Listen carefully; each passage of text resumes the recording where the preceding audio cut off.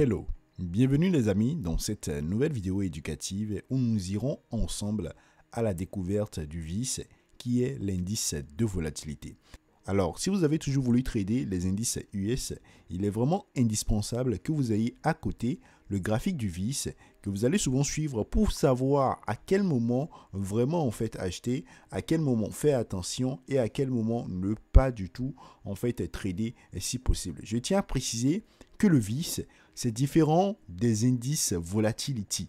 C'est vrai, on dit VIX, indice de volatilité, mais ce n'est pas la même chose avec les volatility qui sont par exemple les V75 et autres. C'est totalement différent. Le VIX, c'est l'indice de volatilité qui nous permet de mesurer en fait la volatilité sur le marché en fait des indices. Les Européens l'appellent encore l'indice de la peur et plein d'autres choses que vous découvrirez tout à l'heure. Mais déjà, dès maintenant, si vous pensiez que le VIX en fait c'est encore les V75 ou autres, enlevez-vous ça de la tête tout de suite, parce que ce n'est pas le cas. Alors, si vous êtes nouveau sur cette chaîne YouTube, je me présente.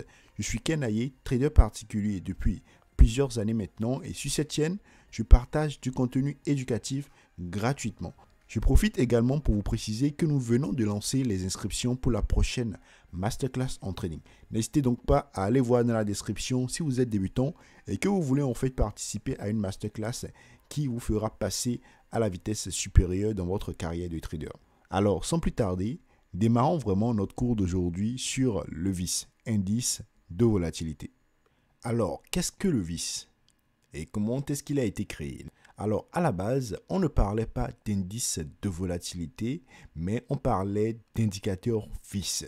L'indicateur VIX a été mis à jour en 1993 par le CBOE et cet indicateur, en fait, permettait de mesurer la volatilité du marché financier américain en se basant sur le SP500.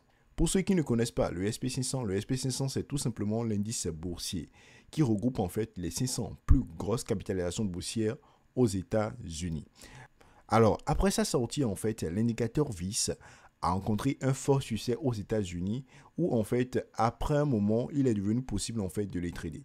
Les anglo-saxons appelaient en fait le VIX des Fear Index ou indice de la peur en français, car en fait, la mesure de la volatilité du VIX se traduit par une mesure de la nervosité des marchés.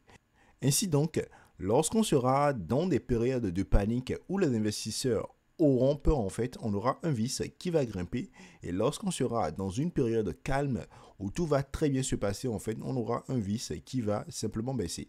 Et grâce à cela, si vous tradez particulier, vous arrivez à bien interpréter en fait le VIX et vous suffira tout simplement d'aller sur vos indices et de trader en respectant en fait tout simplement ce que le VIX va vous dire.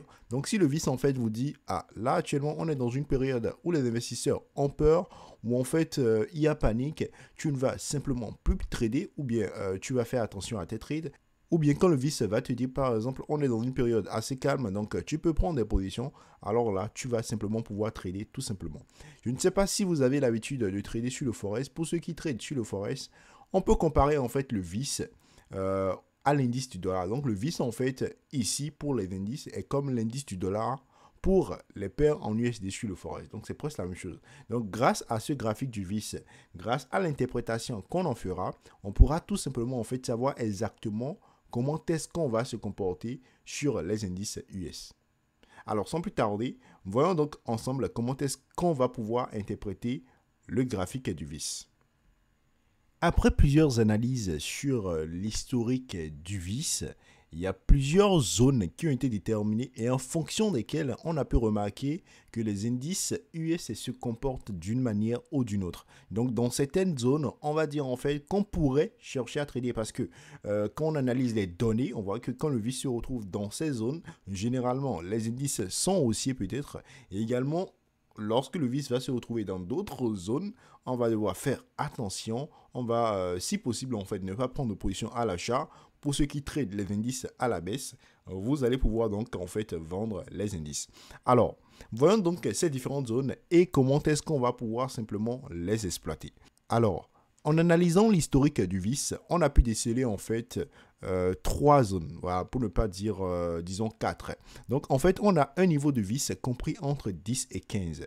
Lorsque le vis, en fait, est compris entre 10 et 15, cela signifie tout simplement que le marché évolue dans un climat de confiance avec une faible volatilité. Et donc, généralement, lorsque vous irez sur les indices US, vous verrez que les indices US seraient dans une phase haussière ou bien auraient en fait débuté une impulsion haussière. Ça, c'est la première zone, la zone comprise entre 10 et 15. Ensuite, on a la zone comprise entre 20 et 30. Lorsque le vis va se retrouver entre 20 et 30, cela signifie que le marché est déjà volatile, donc est nerveux. Et il faudra faire attention. Ça ne veut pas dire en fait qu'on sera dans une phase baissière et ça ne veut pas aussi dire non plus en fait qu'on sera dans une forte impulsion haussière. On peut être haussier, mais la volatilité, elle est présente. Et il faudra donc, si vous voulez prendre des positions, faire attention. Si possible, diminuer en fait le risque par rapport à toutes vos prises de position. Ensuite, on a un niveau de vis au-dessus des 30. Donc, si le vis en fait se retrouve au-dessus des 30, alors là, signal d'alerte, il faut vraiment faire très attention parce qu'on est dans une période de très forte volatilité. Et on assiste généralement, lorsque le vis va se retrouver au-dessus de 30, à une forte chute sur en fait les indices US. Donc si jamais vous remarquez que le vis est au-dessus des 30, allez sur vos graphiques en fait d'indices et vous verrez que ça ne fait que chuter depuis peut-être un moment. Voilà donc les trois différentes zones qu'on a de façon historique et qu'on peut exploiter pour très bien trader en fait nos indices US. Et donc, en résumé, lorsque le vis va se retrouver entre 10 et 15, magnifique, on peut trader. Lorsque le vis va se retrouver entre 20 et 30, il faudra faire attention. Et lorsque le vis va se retrouver au-dessus de 30, alerte, alerte, il faudra, si possible, pas du tout prendre de position à l'achat. Alors, si vous regardez très bien, vous allez voir qu'il y a un trou. Il y a un trou en fait entre 15 et 20. Et donc, moi, j'ai acheté ces trous-là et je me dis, en fait, lorsque le vis va se retrouver entre les 15 et 20, vous pouvez toujours trader. Et donc, si jamais votre vis se retrouve en dessous de 20, de façon générale, vous pouvez trader, vous pouvez prendre des positions à l'achat. Si le vis se retrouve au-dessus de 20, donc entre 20 et 30, il faudra faire attention à vos prises à l'achat. Et si votre vis se retrouve carrément au-dessus de 30, il faudra vraiment, si possible, éviter de prendre de positions à l'achat. Pour ceux qui tradent à la vente, un vis entre 20 et 30, ça peut vous offrir des opportunités à la vente et un vis au-dessus de 30, ça va forcément vous offrir de très belles prises à la vente, mais attention, ça peut à tout moment s'arrêter et l'impulsion haussière peut à tout moment reprendre. Rappelez-vous que les indices US depuis en fait pratiquement des décennies, ça ne fait que grimper et donc prendre des positions à la vente à moins que cela soit sur du court terme serait vraiment en fait pas très intéressant. Donc, le mieux à faire, si possible, c'est vraiment de rester dans le sens de la tendance de fond et de privilégier des prises à l'achat. Alors, sans plus tarder, nous allons maintenant passer au graphique. Je vais vous montrer une petite astuce que j'utilise et qui vous permettra de configurer votre graphique de vis pour, lorsque vous allez vouloir travailler en un clin d'œil, savoir là où vous êtes et savoir comment est-ce que vous devez vous comporter. Alors, chers amis, nous voilà donc sur la plateforme TradingView où j'ai ouvert déjà le graphique du vis.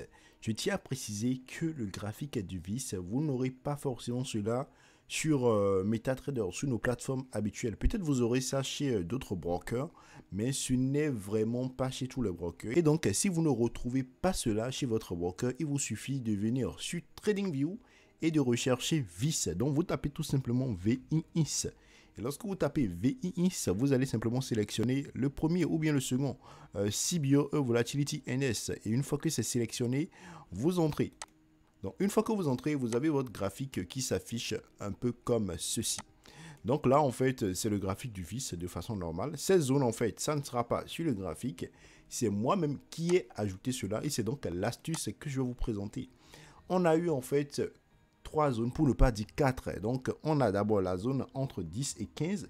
Là, c'est la zone que j'ai mis en vert. Donc, c'est une zone où il faut acheter. Et il faut penser qu'à l'achat.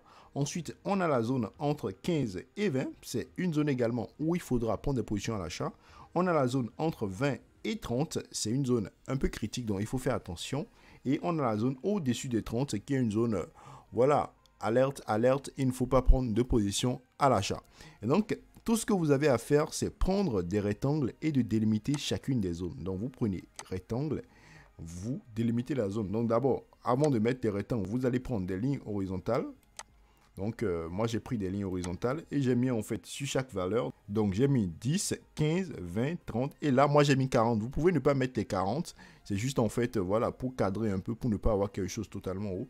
Moi, j'ai mis 40. Vous pouvez aussi mettre 40 et donc, vous aurez vos différentes zones. Et vous allez après prendre le rectangle et délimiter chacune des zones. Donc, vous prenez le rectangle, vous mettez la zone 10 à 15 en une couleur différente des autres couleurs que vous allez utiliser. Donc ici, moi j'ai mis du vert, ensuite du bleu, ensuite du jaune orangé et après du rouge.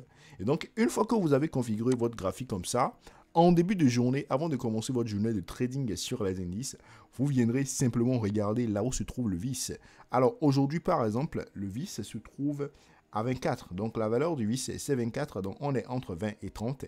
Et donc, même si je vais prendre des positions à l'achat sur les indices US, notamment le Nasdaq, le SP500 ou bien en fait le Dow Jones, je vais en fait diminuer le risque par rapport à mes prises de position.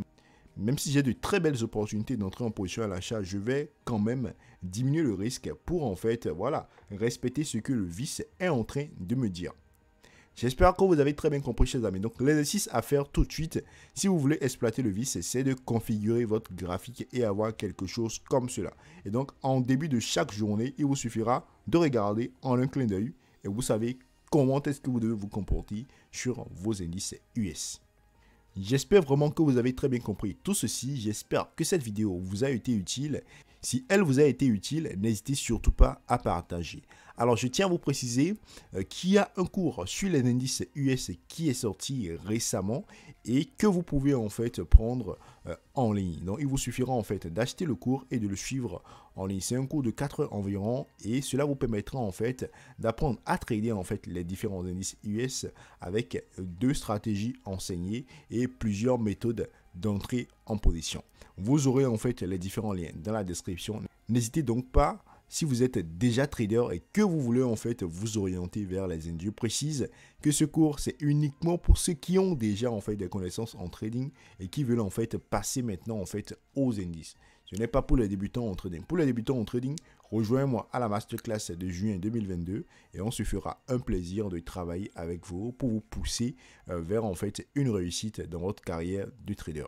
Merci beaucoup à tous. N'oubliez pas de vous abonner à la chaîne, d'activer la cloche de notification pour recevoir les prochaines vidéos qui seront publiées sur cette chaîne. Encore une fois, merci et à très vite.